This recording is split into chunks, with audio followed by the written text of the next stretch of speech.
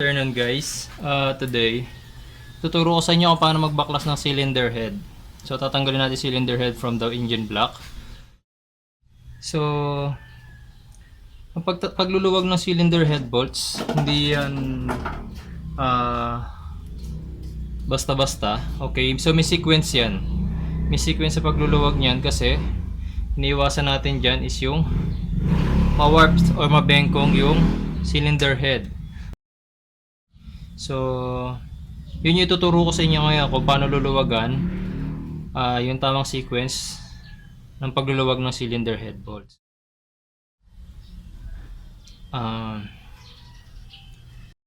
So, considering this is the other lane and this is the other lane, this side and the other side.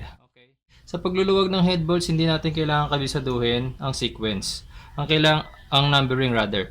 Ang kailangan nyo lang kabisaduhin dyan is yung sequence. So, kung magluluwag kayo ng isang tornilyo, other side and other lane ang gagawin.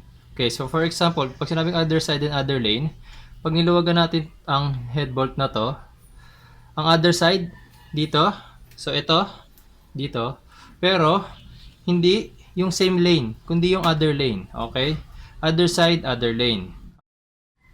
So luluwagan natin yung unang head bolt. Ayan.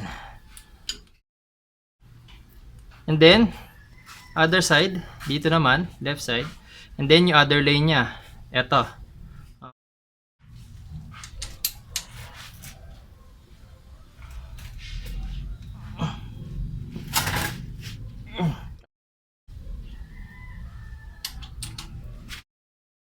And then, after natin maluwagan to, other side ulit, other side, other lane. Ang kaso, naluwagan na natin tong part na to.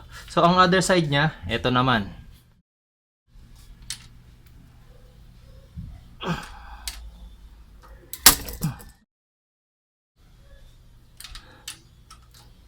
Then, other side, other lane nya is this one. So, hindi pwedeng luluwagan nyo kung alin lang yung gusto nyo luwagan sa tornilyo. May pagkakasunod-sunod yung pagluluwag ng cylinder head bolts. So, naluwagan na natin yung next. After nito, ito naman. Other side, other lane.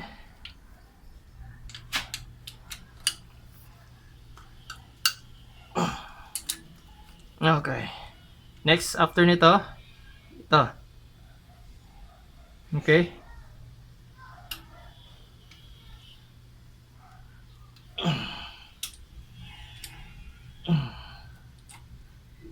Then, other side ulit. Ito naman.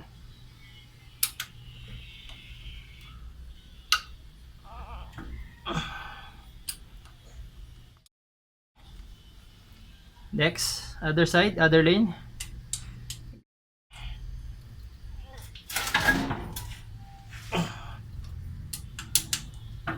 Okay. Next one. Last two.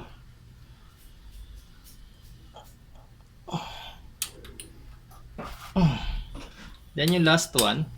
Ayan.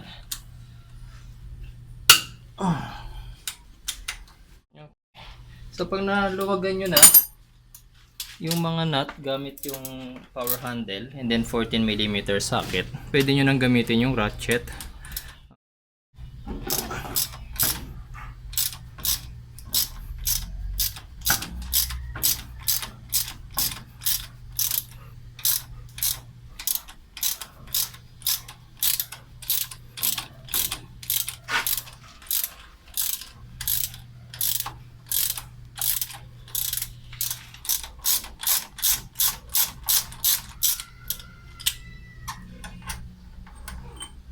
Okay, cylinder head bolt.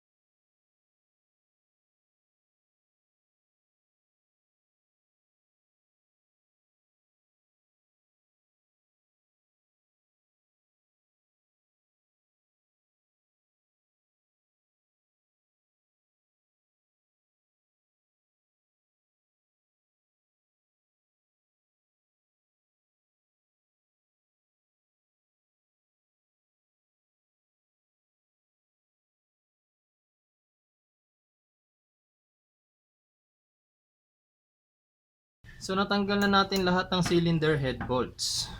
Pero hindi pa ganun kadaling tanggalin ang cylinder head kasi matigas yan. Nanikit na yan doon sa mismong gasket and doon sa block.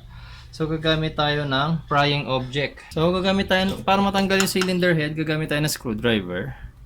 Kung makikita nyo tong awang na to, diyan natin siya susungkitin para maiangat natin yung cylinder head ngayon.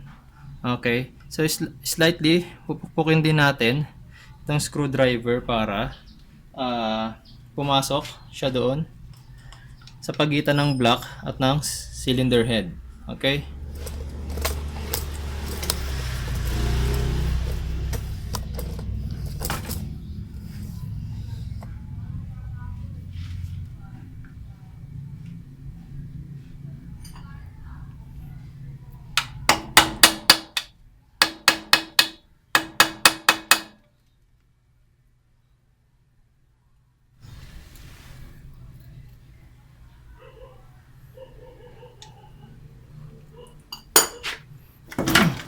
Okay.